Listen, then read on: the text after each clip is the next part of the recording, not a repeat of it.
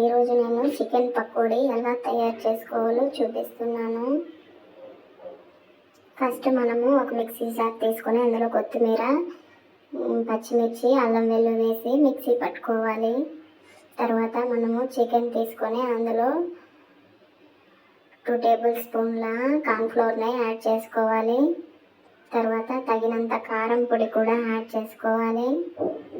తర్వాత ఒక 1/2 tea spoon ధనియాల పొడి, గరం మసాలా, పెప్పర్,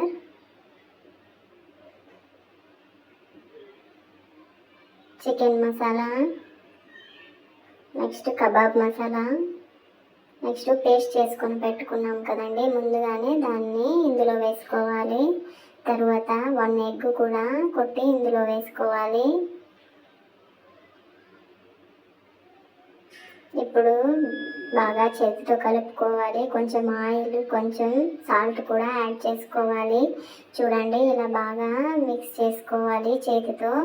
తర్వాత మైదా పిండి కూడా అందులో వేసుకోవాలి. నేను ఒక 15 మినిట్స్ వరకు ఫ్రిడ్జ్లో పెట్టుకున్నానండి ఈ కలుపుకున్న చికెన్ని. తర్వాత కొంచెం కలర్ పొడి యాడ్ చేసుకున్నాను. చూడండి, పెనంలో ఆయిల్ అనేది వేడెక్కిందండి. ఇప్పుడు మనము కలుపుకున్న చికెన్ని ఇందులో వేసుకోవాలి.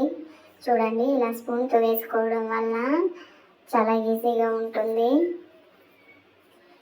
ఇలా ఒక్కొక్క ముక్కని అందులో వేసుకోవాలండి.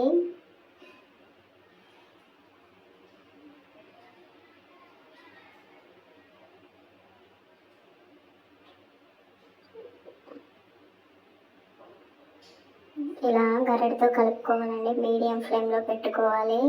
మనము చికెన్ పకోడాని బ్రౌన్ కలర్ వచ్చేంత వరకు వేయించుకోవాలి. చికెన్ పకోడా ఎప్పుడు కానీ చేసేటప్పుడు మీడియం ఫ్లేమ్లోనే పెట్టుకోవాలి, లేకపోతే ఎక్కువ మాడిపోతుందండి. చూడండి ఎంత బాగుంది, చూసేకి తినాలనిపిస్తుంది. అప్పటికప్పుడే సిద్ధు చికెన్ పకోడీ అనేది చాలా బాగా తింటాడండి. కాబట్టి లాస్ట్ టైం వాడు అడిగాడు చికెన్ పకోడా చేయి మమ్మీ అని. అలా అనేసి నేను చికెన్ పకోడా చేసి పెట్టాను సిద్ధుకి. చూడండి, ఇప్పుడు ఎంత బాగుంది చికెన్ పకోడీ, చూసేకి అలానే తినేయాలనిపిస్తుంది చూసిన వెంటనే.